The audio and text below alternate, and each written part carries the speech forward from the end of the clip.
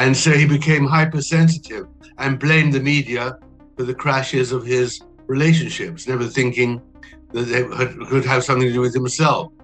So he's a very complicated, depressed, unintelligent man who is seeking a role and has got really nobody on whom he could rely, which is in the end where Meghan stepped in. I mean, a needy man met a woman who could help him with his needs. Tom Bower, the legendary royal author, is sharpening his quill for a new edition of his book set to reveal huge secrets inside Prince Harry and Meghan Markle's marriage.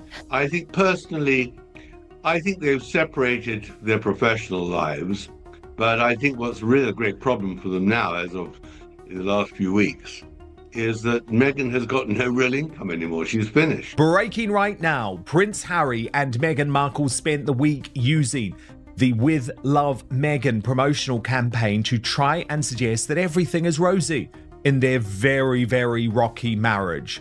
Not so fast, says Radar Online, which has revealed that the Sussex couple are now sleeping in separate beds.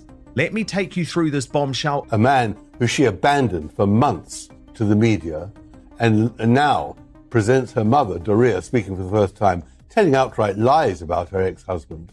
I mean, this was a calculated attempt against the families. But I do think that when you're mocked so publicly as they've been, their value begins to nosedive pretty quickly. And I don't think they're finding any more sources of income. Tom Bower just dropped a serious bombshell that flips the entire story about Harry and Meghan's marriage upside down. What people thought they knew about their relationship might not even be close to the full picture anymore. According to the veteran royal biographer, there's a hidden clause buried deep inside their prenuptial agreement. Page 14, Clause 7. Harry reportedly signed the document without fully realizing what that line really meant at the time. And once you hear what that clause actually says, suddenly a lot of strange moves start making sense.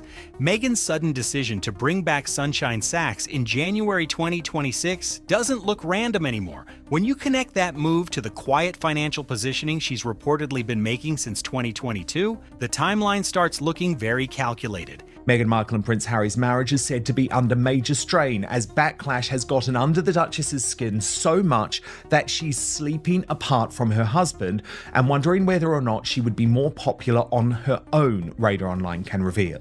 Amid ongoing rumours about the Sussex's marriage being on the rocks, insiders told us Markle is cracking under the pressure of public scrutiny as she tries to claw her way back into Hollywood and launch her lifestyle brand, leaving her marriage to Harry hanging by a thread. Insiders told us Markle is starting to unravel and wonder if she would be better off as a solo act. Meghan is said to have even started to look up divorce lawyers. Sources claimed Harry was confronted by his unhappy wife. Now the pieces begin lining up in a way people didn't expect, and Tom Bower claims Harry could soon find himself standing on very shaky ground with almost nothing left in his corner. But before getting into that shocking clause itself, there's something important you need to understand first. Tom Bower isn't just another voice online repeating gossip. He's one of the few investigators with the reputation, sources, and persistence to dig deep enough to uncover details this sensitive inside royal circles. Tom Bower isn't some rumor hunter sitting in a basement typing out wild guesses. Not even close. Well, you know, Piers, you're the first person to say how limited Prince Harry is, unfortunately, and how his wife trades off her husband's fame and fortune, or not so great fortune now. I mean, this is the problem. But we're still interested because, after all, he's a great character in our modern day. The man built his reputation the hard way. He started out as a barrister and later became a BBC investigative journalist, stacking up more than 4 decades of digging into powerful people who thought nobody could touch them. Over the years, he's exposed the secrets of figures who controlled entire industries. One of the biggest examples, Robert Maxwell, the powerful media mogul who ran a giant empire until the truth behind his operations started collapsing into scandal. We brought to you fresh news that Harry had been staying at the San Vicente bungalows to take a break from his family, despite owning a sprawling Montecito property together with Guesthouse.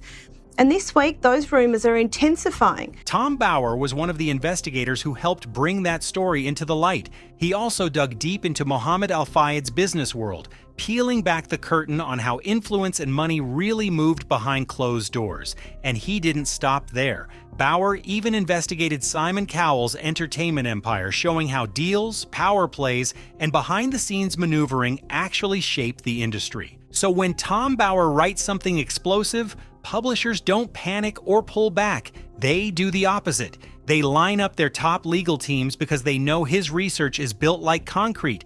Every claim is backed with documentation, interviews, and sources that can stand up to intense scrutiny. Very aggressive PR for the Sussexes. Got way beyond herself because she really doesn't understand the British royal family or Britain, but understands how to project her clients. And so I think she got it wrong by leaking it or even letting anyone know about it. That same approach is exactly what he used when writing his explosive book, Revenge. Tom didn't rely on gossip columns or internet chatter. Instead, he went straight to the people who were actually there. Over 80 individuals were interviewed during his investigation, including former palace insiders, Hollywood contacts, and even legal professionals who worked directly with Meghan on contracts and negotiations. So yeah, Tom Bower isn't chasing rumors. He's chasing verified information that shakes the royal walls. And before we go further into this story, make sure to hit that like button and subscribe so you don't miss what's coming next, because the next part of this situation gets even crazier. Has the fairy tale Prince Harry and Meghan Markle embarked on in 2016 become an absolute nightmare for them? Despite marrying in St. George's Chapel in Windsor, it seems like life hasn't been so rosy for the couple. They have gone through endless challenges, the vast majority of which are all self-inflicted. And this weekend, we had some new news that seems to kind of reiterate the idea that Meghan Markle, she wants to go back to the past. She wants to relive her glory days because she has hired Sunshine Sachs as her new PR representatives who are representing her back in 2016. And at the same time, Harry is in the UK fighting for a court case that really has no bearing on any of this, but we have heard endlessly that he wants to reestablish himself. Tom Bower doesn't deal with whispers or shady internet speculation. He approaches every story like a lawyer building a case for court. Every detail is stacked carefully with proof, documents, and testimony that could survive serious legal challenges. So when Tom says he has seen evidence pointing toward unusual prenup clauses, he's not throwing out random theories. According to his reporting, he has spoken directly with legal professionals who were involved in drafting royal marriage agreements. These are the kind of insiders who understand exactly what kind of language gets buried inside those contracts. He even examined how California law collides with British royal protocol, two completely different legal worlds trying to operate inside one marriage. And what Bower claims to have uncovered on page 14 might be the key piece that explains several mysterious decisions Meghan has made in recent years. For example, the sudden return of Sunshine Sachs, the powerful public relations firm known for handling major celebrity crises. That firm has built its reputation around controlling narratives during high-profile divorces and scandals. And of course, the news today that Harry's memoir is going to be published in the near future will just alarm the royal family here in England about what he's actually going to say to earn his money. Well, Meghan herself. And Meghan herself. In the months before she met Harry, was setting up paparazzi pictures in London. She now acts as if the paparazzi are literally the devil incarnate. She begged the paparazzi to photograph her and they wouldn't. And when they did, she says, "Oh, I don't want to, I'm hurt." And that ridiculous story about how they first met, the whole thing was a tissue of inaccuracies, to be polite. Because what do you make of that? Because as you know, Harry was always very insistent. Normally, prenuptial agreements are pretty straightforward. They spell out what each partner owned before the marriage, how shared property gets divided if the relationship ends, and what type of financial support one partner may owe the other. Sometimes there are timelines or conditions designed to keep things fair, but royal prenups? Those operate on a completely different level. Royal agreements are designed to protect the crown's wealth and long-term assets. They can also control how royal titles are used if a marriage ends. Some even outline how each person must behave publicly or interact with the media after a separation. Just look at the agreement between King Charles and Princess Diana. That deal wasn't only about financial settlement. It included very specific rules about how Diana could continue using her royal title once the marriage ended. Now it appears Harry and Meghan's own agreement may contain even tighter rules. Are they insane? What is happening? There is complete and utter chaos going on. The Meg and Herald are taking their rebrands far too literally at this point. Archewell, their charity effort, has not only changed its name from a foundation to Philanthropies, which is even worse branding, I might add, but there is a whole slew of drama going on behind the scenes. The kind that could completely reshape how their business empire is divided if things ever fall apart. And their situation became even more complicated because of one huge factor: California law. Under California community property rules, anything earned during the marriage is generally considered shared property. That means money from deals like Netflix, Spotify, and even certain types of inheritance could legally be treated as belonging to both partners equally. Pretty surprising, right? But according to what Tom Bauer uncovered, their prenup reportedly contains a hidden clause designed to handle this exact legal conflict. And what would Diana think of Harry attacking William in that way? She'd be appalled by her son's behavior. And that was, again, so nauseating, the way he kept on bringing in Diana. Diana, who appealed to the media all the time, who phoned journalists secretly, who brought Martin Bashir into her office, who cooperated with Andrew Morton, who kept on calling Richard Kay. I mean, this is ridiculous. And this is where things get really interesting. This clause doesn't simply say, split the Netflix money 50-50, not even close. Bauer says the wording dives much deeper into intellectual property rights, meaning who actually owns the stories and content they've been selling to the public. That includes the Sussex brand itself, their production deals, their media projects, and even the narrative rights connected to Harry's memoir, Spare. All of it reportedly falls under the reach of that single clause. Apparently Prince Harry is already talking to divorce lawyers? So this is kind of interesting. This is the woman that the papers are citing for this reporting is a longtime royal insider, a socialite. She's been right. I've been following her because she's great TV. She's been right about a lot. And she's claiming she's heard from several sources now that he's hired a lawyer, and it happens to be somebody who's a great divorce lawyer and specializes in divorce. And it dovetails on other reports that he is spending a lot of his time in 2 hotels, one of which is in Montecito, another of which is not too far away, as an escape from her. It's entirely plausible. All they've done for 5 years is complain and moan and see themselves as downtrodden victims. That doesn't tend to spur a lot of feelings of love and happiness and close bonding. I mean, I guess in the crisis mode it might. And here's the twist. According to Bauer's sources, the language of the clause appears to lean heavily in Meghan's favor. Why? Because Meghan is formally listed as the business manager for many of their joint ventures. She's the one negotiating deals, signing agreements, and controlling how projects move forward. When that role is combined with California's legal structure and the wording inside the prenup, it could place a large share of those earnings under her control. Well, I do think the Sussex overdrive is unbelievable. But I mean, I don't think that he is going to get back in. I mean, I think that there are 2 reasons. One is I think that William wouldn't allow it. And secondly, the moment he got back to America, he immediately promoted Disney and his trip to Disney World, which showed that he is very commercially minded, which we'll get into later on, which makes it impossible for him. And of course, Meghan wouldn't come back to Britain. Meghan has got no real income anymore. She's finished. Right. The Netflix series is over. There's no great podcast. They don't generate any money. And I don't see where she is going from here. I think she has a major problem.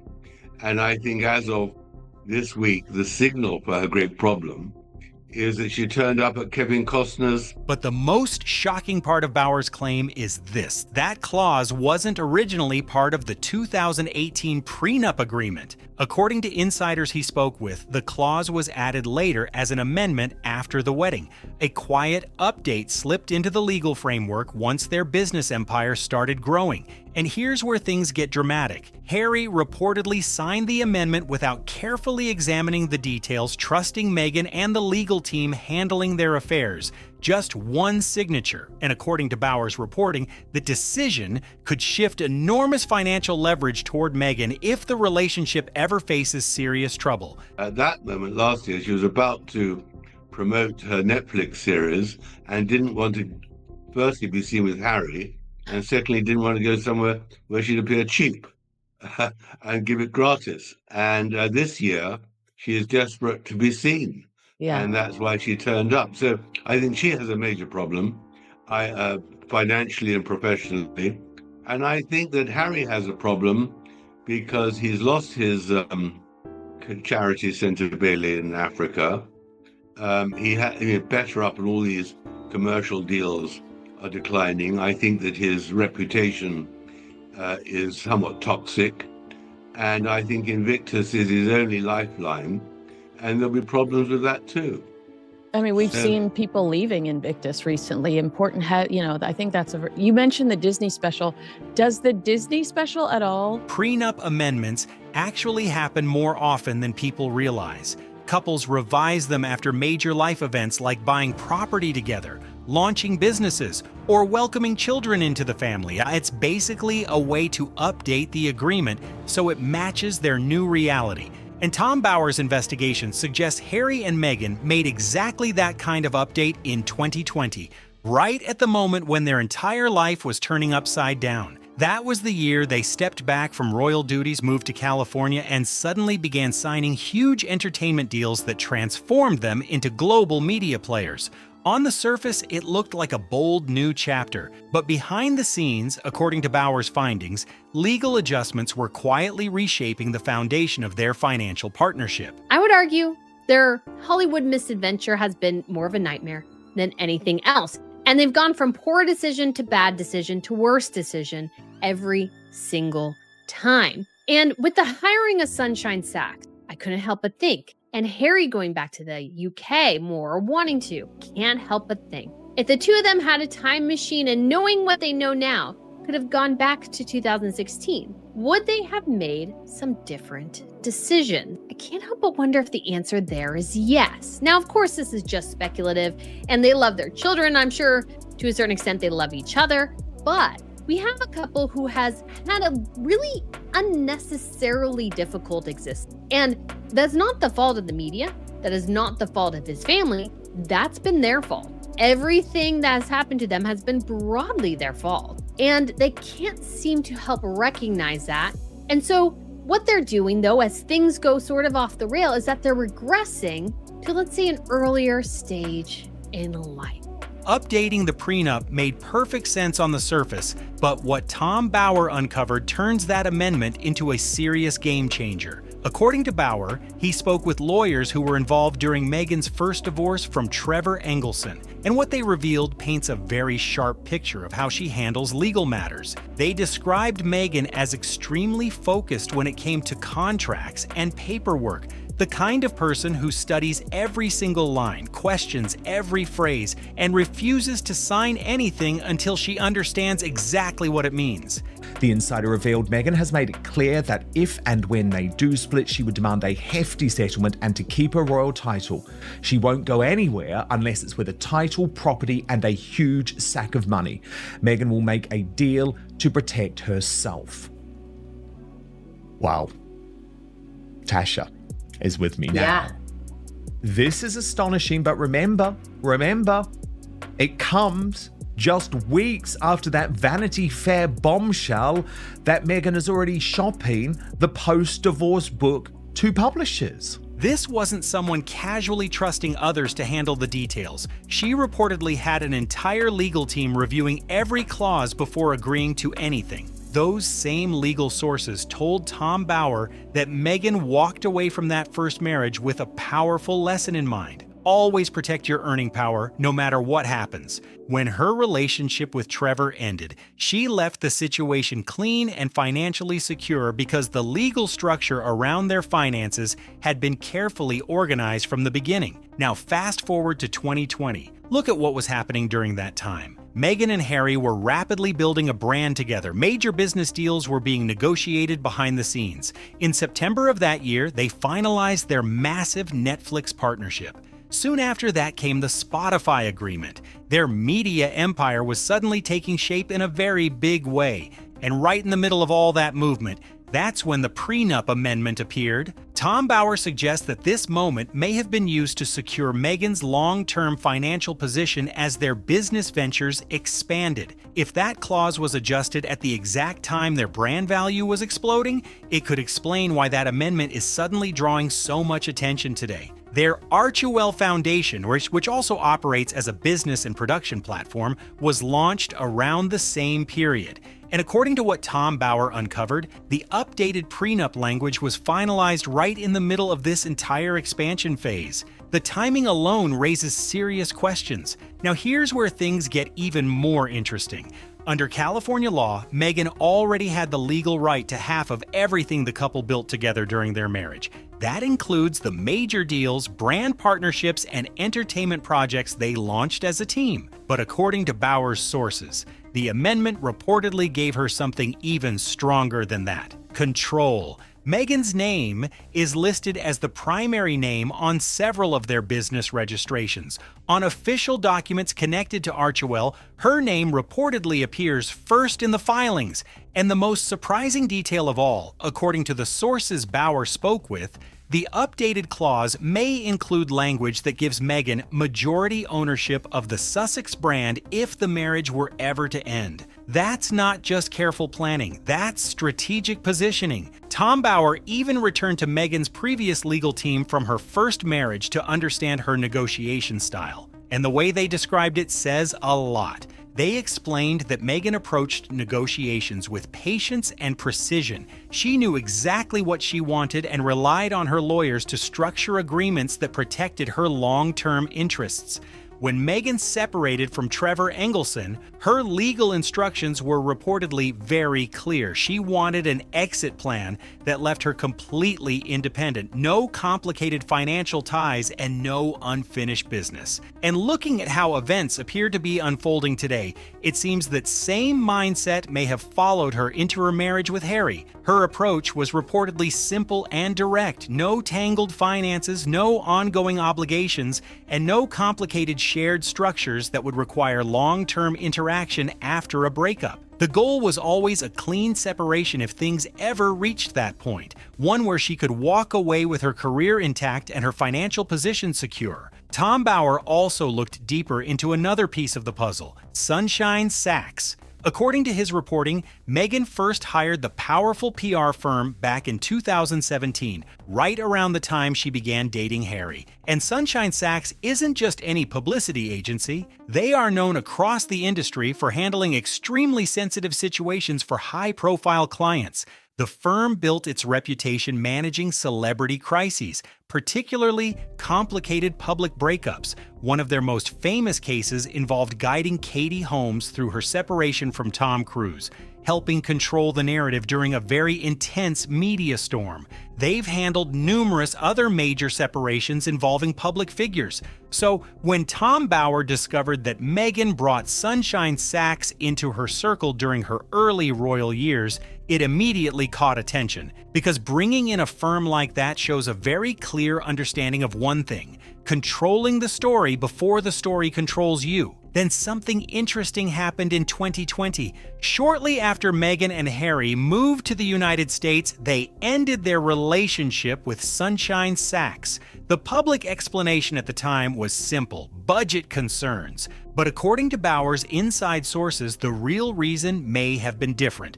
Those sources claim Meghan wanted full control of her public narrative through Archewell's internal communications team. Instead of relying on outside consultants, she reportedly preferred managing the messaging directly. Her story, her strategy, her direction. But now, Jump ahead to January 2026. Suddenly, Meghan rehired Sunshine Sachs, and that decision instantly started raising eyebrows across media circles. Why bring back a crisis management PR powerhouse now? Tom Bower says anyone familiar with how high-profile divorce communications work will immediately recognize the pattern. Because in those situations, the experts don't usually get called after the news breaks. They get called quietly months before anything becomes public. That's when the real professionals start working behind the scenes. Long before the headlines explode, PR teams begin shaping the narrative. They guide media coverage, plant positive stories, and quietly build public sympathy so that when the big news finally breaks, the public mood is already leaning in a certain direction. And according to Tom Bower, the signals don't stop with Meghan bringing back a powerful PR firm. The bigger clues are hidden inside her financial moves.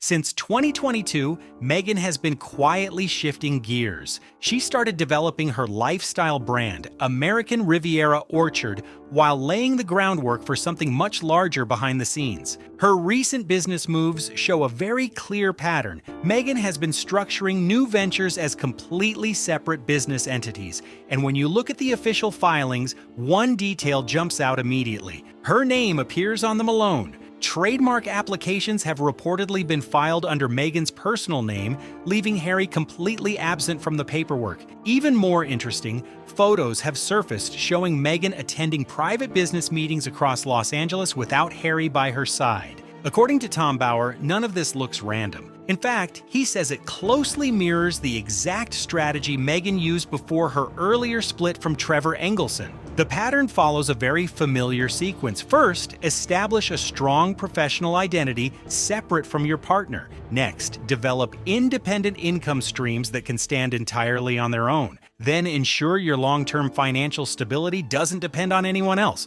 Bower says when you look closely at the timeline, the pattern isn't subtle. It's extremely clear. And here's where everything starts connecting together. Tom Bower insists the real story might not even be hidden inside a secret prenup clause. Instead, he believes the biggest evidence appears in Meghan's financial decisions starting in 2022. When you follow those moves step by step, the strategy becomes much easier to see. Take the massive Netflix deal everyone talked about. Media outlets around the world repeated the same headline. A $100 million agreement. That number sounded enormous, but according to insiders who spoke with Bower, the structure of that deal was far more complicated than people realized. That $100 million figure wasn't money deposited into an account all at once. It represented the maximum possible payout if every project in the agreement had been completed successfully. But that didn't fully happen. Yes, the documentary series eventually appeared on Netflix. Meghan's cooking show also made it into production, but several other planned projects never reached completion. One of the most notable examples was the animated series Pearl, which was canceled before production could move forward. Other ideas connected to the agreement reportedly stalled or disappeared entirely before reaching development stages. So when Tom Bower claims Meghan's financial independence strategy has been developing for years, the timeline suddenly starts making a lot more sense. According to Bower's sources, Harry and Meghan may have received roughly $40 million from Netflix before their agreement shifted into a smaller first-look deal structure, which raises an obvious question. Where did that money go? And this is where things get even more interesting. In 2022, just as several of their entertainment projects were slowing down, Meghan began filing trademarks connected to American Riviera Orchard, her personal lifestyle brand. At the same time, lawyers were reportedly hired to establish new corporate structures separate from Archewell. These new companies were designed to operate independently under her control. That reported $38 million debt attached to their Montecito property may not simply be a sign of overspending. According to Bower, it could actually represent part of a broader financial restructuring strategy. The Montecito mansion itself is protected under California's homestead protection laws. Meanwhile, some financial assets were reportedly separated into different accounts behind the scenes. Tom Bower even spoke with financial analysts who recognized the pattern immediately.